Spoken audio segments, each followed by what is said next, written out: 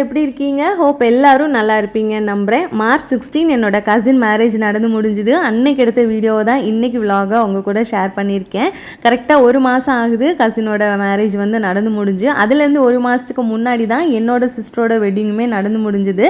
So 2 மாதமாக ஃபேமிலியில் பார்த்தீங்கன்னா ஃபுல்லாக அந்த கல்யாண கலை தான். பொங்கி போடுறதுலேருந்து ஆரம்பித்து ஒவ்வொரு ஈவெண்ட்டாக ஆர்கனைஸ் பண்ணி கடைசி அந்த கல்யாணத்தை கல்யாணத்தை நல்லபடியாக நடத்தி முடிக்கும்போது மனசுக்கே வந்து ரொம்ப நிறைவாக இருந்தது.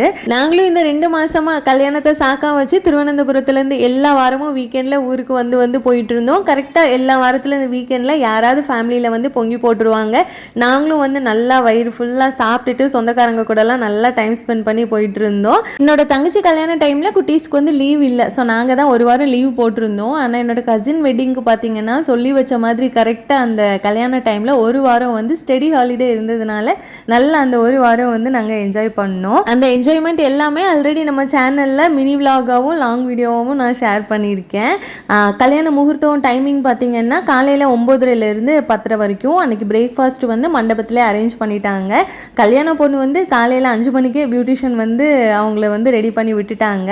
நான் அதுக்கப்புறமா என்னோட தங்கச்சி எல்லாரும் வீட்டிலேருந்து ரெடி ஆகிட்டு மண்டபத்துக்கு கரெக்டாக ஒரு 8 மணி போல் வந்திருந்தோம். மாப்பிள்ளை ஊருமே பக்கத்தில் அப்படிங்கிறதுனால கரெக்டாக டைமுக்கு வந்து மண்டபத்துக்கு வந்துட்டாங்க. ஸோ மாப்பிள்ளை வந்ததும் நம்ம வந்து ஆரத்தி எடுக்கணும். இந்த ஆரத்தி பிளேட்ஸ் எல்லாமே ஆல்ரெடி டீட்டெயில்ஸ் நான் மினி விலாகில் ஷேர் பண்ணியிருந்தேன். நெல்லை ரிட்டன் கிஃப்ட் அப்படிங்கிற இன்ஸ்டாகிராம் பேஜில் இருந்து தான் வாங்கியிருந்தோம். ஒவ்வொரு ஆரத்தி தட்டும் பார்த்திங்கன்னா நல்ல யூனிக்காக நல்ல குவாலிட்டியாக ரெடி பண்ணி கொடுத்துருந்தாங்க. நாங்கள் வந்து இதை ரெண்ட்டுக்கு தான் வாங்கியிருந்தோம். ஸோ அவங்கக்கிட்ட வந்து நிறைய ஆர்த்தி பிளேட்ஸு, சீர்தட்டு, ரிட்டன் கிஃப்ட் எல்லாமே இருக்குது. ஸோ அவங்களோட டீட்டெயில்ஸை வந்து நான் டிஸ்கிரிப்ஷனில் கொடுக்குறேன். தேவைப்படுறவங்க வந்து செக் பண்ணி பார்த்துக்கோங்க. மாப்பிள்ளை மண்டபத்துக்கு வரும்போதே பட்டாசு சத்தத்தோட நல்லா மாசாக என்ட்ரி கொடுத்தாங்க. வந்ததும் ஒவ்வொருத்தரை வந்து ஆரத்தி எடுத்தோம். ஆரத்தி எடுக்கிறவங்களுக்கு வந்து மாப்பிள்ளை வீட்டு சைட்லேருந்து ரிட்டன் கிஃப்ட் கொடுப்பாங்க. மேக்ஸிமம் அந்த ரிட்டன் கிஃப்ட்டில் பார்த்தீங்கன்னா விளக்கு தான் இருக்கும். ஸோ எங்களுக்கு வந்து அன்றைக்கி அந்த ரிட்டன் கிஃப்ட் வந்து ஒரு சர்ப்ரைஸ் கிஃப்ட் மாதிரி தான் இருந்தது. ஏன்னா விளக்கு கூடவே நல்ல ஒரு பெரிய சைஸில் டெய்ரி மில்க் இருந்தது. ஸோ சாக்லேட்டை பார்த்தது எல்லாருமே வந்து ஒரு டபுள் ஹாப்பினஸ் ஆகிட்டோம். ஃபஸ்ட்டு ஆரத்தியெல்லாம் எடுத்து முடிச்சதுக்கு அப்புறமா தான் பொண்ணோட கூட பிறந்த அண்ணா இல்லைன்னா தம்பி இருந்தாங்கன்னா மாப்பிள்ளைக்கு வந்து மாலையெல்லாம் மாற்றி மண்டபத்துக்குள்ளே வந்து கூட்டிகிட்டு போவாங்க. ஏற்கனவே தங்கச்சியோட கல்யாண வீடியோ பார்த்தவங்களுக்கு தெரிஞ்சிருக்கும். நம்ம ஃபாலோ பண்ணுற அந்த சடங்கு சம்பிரதாயம் எல்லாம் கிட்டத்தட்ட ஒரே மாதிரியாக தான் இருக்கும்.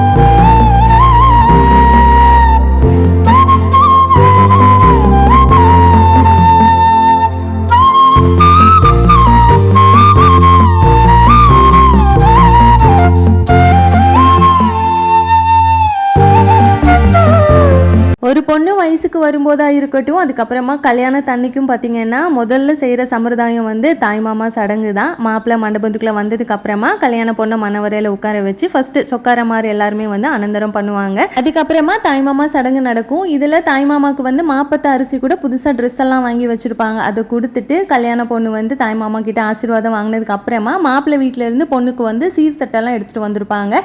அதை ஒன்றா கொடுப்பாங்க. அதுலேயே வந்து முகூர்த்த புடவையும் இருக்கும். அதுக்கப்புறமா கல்யாண பொண்ணு செகண்ட் சாரி முகூர்த்த சாரி மாத்திர டைமில் மாப்பிள்ளையை வந்து மணவரைக்கு கூட்டிகிட்டு வந்து மாப்பிள்ளையோட சொந்தக்காரங்கெல்லாம் வந்து அனந்தரம் பண்ணுவாங்க. முன்னமெல்லாம் இந்த ப்ரீ ப்ளீட்டிங்கெல்லாம் கிடையாது. சாரி கட்டுறதுக்கு டைம் அதிகமாக வந்து தேவைப்படும். அதுக்குள்ளவே வந்து ரொம்ப வந்து அவசரப்படுத்துவாங்க, செகண்ட் சாரி மாற்றியாச்சா அப்படின்னு சொல்லிட்டு. ஏன்னா நமக்கு வந்து அந்த நல்ல நேரத்துக்குள்ளே தாலி கட்டணும். இப்போ அப்படி இல்லை. இந்த ப்ரீ ப்ளீட்டிங்லாம் வந்ததுலேருந்து ஒரு 5 நிமிஷத்துலேயே, 5 நிமிஷங்கிறதே ஜாஸ்தி தான் நினைக்கிறேன், அதை விட ரொம்ப சீக்கிரமாகவே வந்து செகண்ட் சாரி மாற்றிட்டு வந்துடலாம். நம்ம சேனலில் ரெகுலராக பார்க்குறவங்களுக்கு என்னோட கசின் சிஸ்டர் எப்படி எனக்கு சொந்தம் அப்படிங்கிறது தெரியும். புதுசாக பார்க்குறவங்களுக்கு நான் சொல்கிறேன், என்னோட கசின் நான் சொல்கிறது வந்து என்னோட அம்மாவோட தங்கச்சி பொண்ணு தான். என்னோட சித்தி பொண்ணுக்கு தான் வந்து கல்யாணம். பொண்ணு மாப்பிள்ளையும் மணவரைக்கு வந்ததுக்கு அப்புறமா எங்களோட வழக்கப்படி அகிலத்திருட்டில் இருக்கக்கூடிய பாட்டை பாடி குறிச்சிருக்கிற அந்த நல்ல நேரத்துக்குள்ளேயே வந்து மாப்பிள்ளை வந்து பொண்ணு கழுத்தில் வந்து தாலி கட்டுவாங்க. இப்படி தான் முகூர்த்தம் நடக்கும்.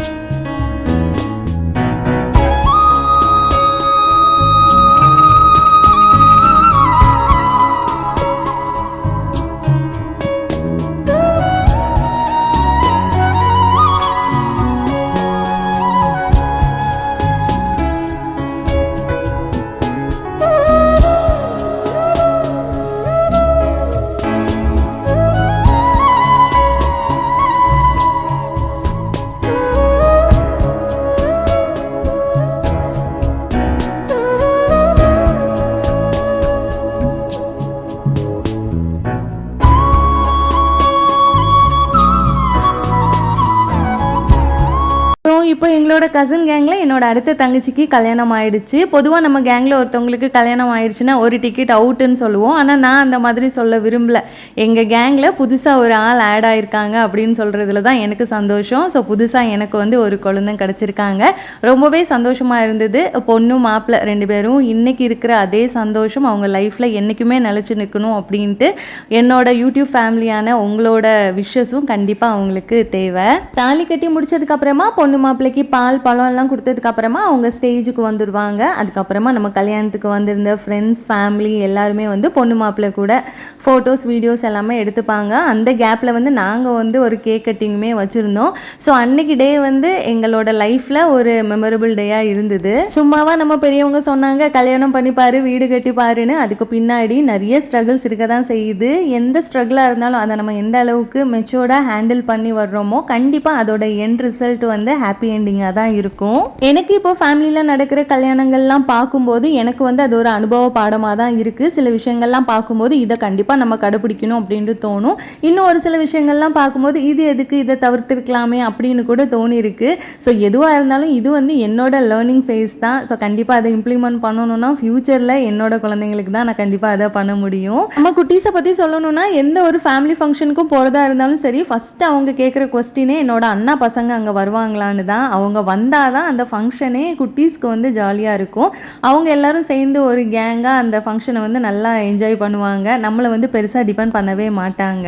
கல்யாணத்தன்னைக்கு பொண்ணு வந்து மாப்பிள்ளை வீட்டுக்கு போகிறதுக்கும் வந்து நல்ல நேரம் பார்ப்பாங்க. அன்னைக்கு வந்து நல்ல நேரம் கொஞ்சம் சீக்கிரமாக இருந்ததுனால மண்டபத்திலேருந்து கொஞ்சம் ஏர்லியாகவே கிளம்பி ஃபஸ்ட்டு வந்து பொண்ணோட வீட்டுக்கு போய் பால் பழம் எல்லாம் சாப்பிட்டதுக்கு அப்புறமா தான் வந்து மாப்பிள்ளை வீட்டுக்கு வந்து போவாங்க. கல்யாணத்தன்னைக்கு சாயந்தரமே பார்த்தீங்கன்னா மாப்பிள்ளை வீட்டில் வந்து ரிசப்ஷனுமே வச்சுருவாங்க. என்னோட தங்கச்சிக்கு வந்து மாப்பிள்ளை வீடு ரொம்ப டிஸ்டன்ஸ் அதிகம் அப்படிங்கிறதுனால தான் அடுத்த நாள் வந்து ரிசப்ஷன் வச்சுருந்து.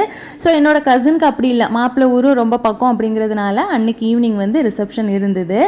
பொண்ணு வீட்டில் இருந்து பொண்ணு வந்து மாப்பிள்ளை வீட்டுக்கு கிளம்பும்போது அந்த ஒரு எமோஷ்னல் மொமெண்ட்டை வந்து எவ்வளோ நம்ம வந்து முயற்சி பண்ணாலும் கண்ட்ரோல் பண்ணவே முடியாது. அன்னைக்குமே எங்கள் எல்லாத்துக்கும் அந்த மொமெண்ட் வந்து ரொம்ப எமோஷ்னலாக தான் இருந்தது. பட் அதுதான் வந்து ரியாலிட்டி, அதை நம்ம அக்செப்ட் பண்ணி தான் ஆகணும். காலம் எல்லாம் உன்னை நான் சுமப்பேனே, தூக்கங்கெட்டு கெட்டு துடிக்கும் முல்லை முட்டு, தேக்கு மர தேகம் தொட்டு தேடி வந்து தாளம் தட்டு, என் கண்ணில் நீதானம்மா. மாப்பிள்ளை வீட்டுக்கு பொண்ணு போனதும் ஃபஸ்ட்டு வந்து பூஜை ரூமில் வந்து விளக்கெல்லாம் ஏற்றிட்டு அங்கேயுமே வந்து பார்த்திங்கன்னா பால் பழம் எல்லாம் பொண்ணு மாப்பிள்ளைக்கு கொடுப்பாங்க. அதுக்கப்புறம் பார்த்திங்கன்னா ரெஸ்ட் எடுக்கலாம், கொஞ்சம் ரிலாக்ஸ் பண்ணலான்னா அதுக்கெல்லாம் டைம் இருக்காது. உடனே ஈவினிங் ரிசப்ஷனுக்கு வந்து ரெடி ஆகிற மாதிரி இருக்கும். எங்கள் ஊர் சைடெல்லாம் மேக்ஸிமம் அப்படி தான். கல்யாணத்து அன்னைக்கு ஈவினிங் பார்த்திங்கன்னா மாப்பிள்ளை வீட்டில் வந்து ரிசப்ஷன் வச்சுருவாங்க. ரொம்ப ரேராக தான், மாப்பிள்ளை வீடு வந்து ரொம்ப தூரமாக இருக்கிற பட்சத்தில் மட்டும்தான் இன்னொரு நாள் வந்து ரிசப்ஷன் வைப்பாங்க. ஸோ அன்னைக்கு சாயந்தரம் பொண்ணு வீட்டு சைடில் நாங்கள் எல்லாருமே ரெடி ஆகிட்டு மாப்பிள்ளை வீட்டுக்கு வந்து போவோம். மேக்ஸிமம் பொண்ணு வீட்டு சைடில் உள்ள ஆட்கள் எல்லாருமே முகூர்த்தத்துக்கே வந்துட்டு போயிடுவாங்க. நைட் அந்த ரிசப்ஷன் டைமில் வந்து மாப்பிள்ளை வீட்டு சொந்தக்காரங்க தான் இருப்பாங்க. ஸோ அன்னைக்கு ஃபங்க்ஷன் எல்லாம் முடிச்சுட்டு கிளம்புற நேரத்தில் சுருள்னு ஒரு ஃபார்மாலிட்டி வைப்பாங்க. அந்த சுருள் கொடுக்குறத இதுக்கு முன்னாடி மென்ஷன் பண்ணியிருப்பேன். ஆனால் நிஜமாக அப்போ அது எதுக்காக பண்ணாங்கன்னு எனக்கு தெரியல. இப்போ அதுக்கான ரீசன் வந்து எனக்கு தெரியும். இந்த சுருள் எதுக்காக கொடுக்குறாங்கன்னா பொண்ணுக்கு வந்து அத்தான் முறை வரக்கூடியவங்களுக்கு எல்லாருக்குமே அந்த வெத்தில எல்லாம் காசு வச்சு கொடுப்பாங்க. என்னோட பொண்ணுக்கு வந்து கல்யாணம் ஆயிடுச்சு, இனி வந்து யாரும் உரிமை கேட்டு வரக்கூடாதுன்னு சொல்லிட்டு. ஸோ அதுக்கு தான் அந்த சுருள் வந்து அந்த காலத்துலேருந்தே வச்சு பழகியிருக்காங்க. ஸோ அவ்வளோதான், நம்ம வீடியோட எண்டிங்க்கும் வந்தாச்சு. அன்றைக்கி வந்து ரிசப்ஷன் ஃபங்க்ஷன் நல்ல கிராண்டாக சூப்பராக நடந்து முடிஞ்சுது. ஸோ ஹோப் இந்த வீடியோவை நீங்கள் எல்லோரும் பார்த்து என்ஜாய் பண்ணியிருப்பீங்க. கண்டிப்பாக உங்களுக்கு பிடிச்சிருக்கும் அப்படின்ட்டு நம்புகிறேன். பிடிச்சிருந்ததுன்னா மறக்காமல் லைக் பண்ணிக்கோங்க. அடுத்த வாரம் இன்னொரு இன்ட்ரெஸ்டிங்கான லாங் வீடியோவில் உங்கள் எல்லாத்தையும் மீட் பண்ணுறேன். Take care, by.